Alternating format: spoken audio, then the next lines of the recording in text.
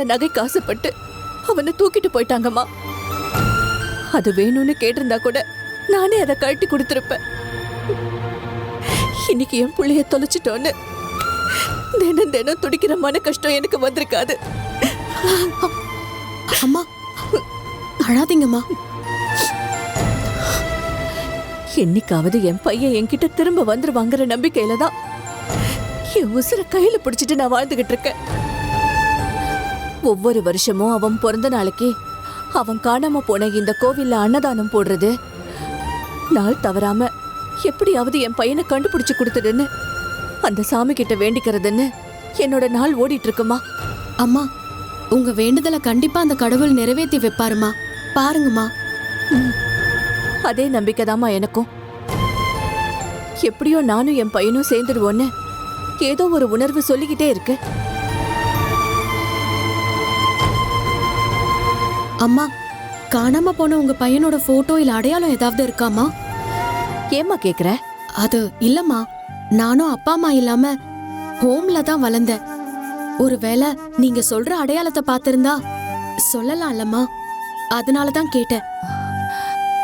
அது வீட்ல தாமா இருக்கு. வீட்டுக்கு போய் எடுத்து தரட்டுமா? சரிங்கம்மா. சரி வாமா, அப்ப நம்ம வீட்டுக்கு போலாம்.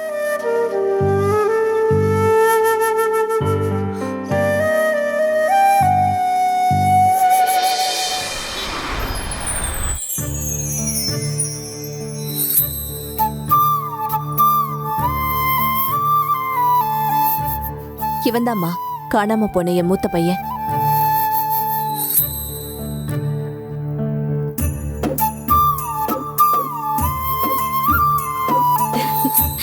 அழகா இருக்காமா.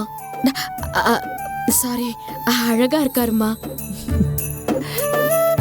ஆமா இளமதி, அவன் சின்னதுல ரொம்ப கலரா முடி அடர்த்தியா சூப்பரா இருப்பான். இவர் பேர் என்னம்மா? ஆனந்த். ஆமா, இவரு காணாம போனப்ப என்ன ட்ரெஸ் போட்டிருந்தாருன்னு ஏதாவது ஞாபகம் இருக்கா? இந்த ட்ரெஸ் தாம்மா போட்டிருந்தான். அன்னைக்கு காது குத்தி மொட்டை அடிக்கிறதுக்கு முன்னாடி ஞாபகார்த்தமா இருக்கட்டுமேன்னு இந்த போட்டோவை நாங்க எடுத்தோம். இப்ப இந்த போட்டோ மட்டும்தான் என்கிட்ட இருக்கு. அப்படியா? சரிங்கம்மா. அம்மா, இது இல்லாம வேற ஏதாவது அடையாளம்? உடம்புல அடிபட்ட தழும்பு, மச்சம் அந்த மாதிரி ஏதாவது இருக்கா? அந்த மாதிரி எதுவும் இல்லம்மா. அவ மெழுகு பொம்மை மாதிரி கொழு கொழுன்னு இருப்பான். எந்த அடையாளமும் இல்ல. நல்லா யோசிச்சு பார்த்து வேற ஏதாவது அடையாளம் இருக்கான்னு சொல்லுங்கம்மா. அவனுக்கு இடுப்புல வெள்ளி அருணா கொடி போட்டிருந்தோம்மா. அவங்க அப்பா எல்லாரும் செயின்ல தான் டாலர் போடுவாங்க, நாம அருணா கொடியில டாலர் போடுவோன்னு சொல்லி அவன் பேரோட முதல் எழுத்த ஏன்னு டிசைன் பண்ணி ஒரு டாலர் போட்டிருந்தோம்மா.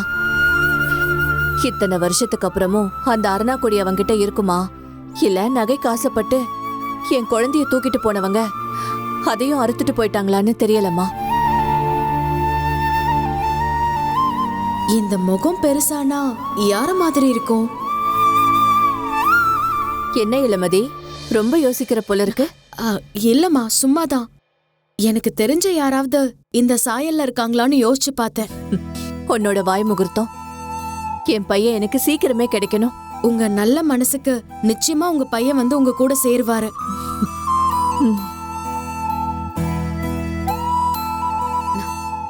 சரிம்மா, அப்ப நான் கிளம்புறேன். இந்தாங்க. இளமதி, ஏதாவது சாப்பிட்டு போயேம்மா. இல்லம்மா, பரவாயில்ல, நான் கிளம்புறேன்.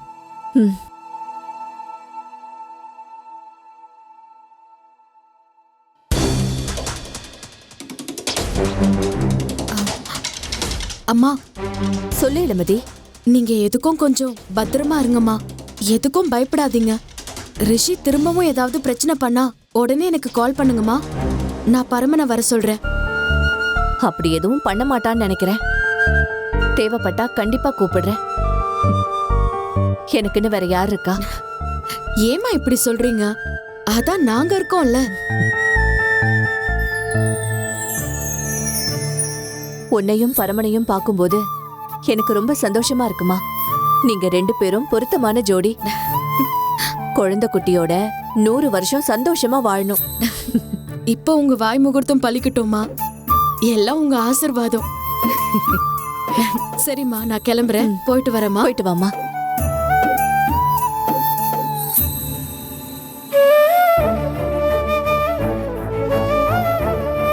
ஆனந்த், எங்கடா இருக்க நீ?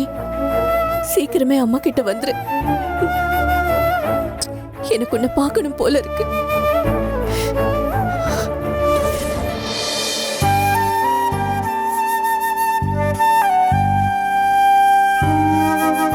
ஒருவேளை ரிஷியோட காணாம போன அண்ணன் பரமனா இருப்பானோ?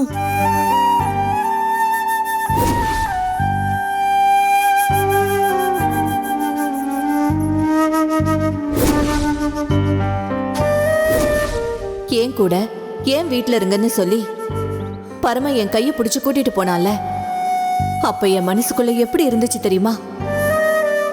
காணாம போன என் பையனே திரும்ப வந்து நீங்க ஏன் கூட வந்துருங்கன்னு கூட்டிட்டு போன மாதிரி எனக்குள்ள ஒரு உள்ளுணர்வு வந்துச்சு. இளமதி,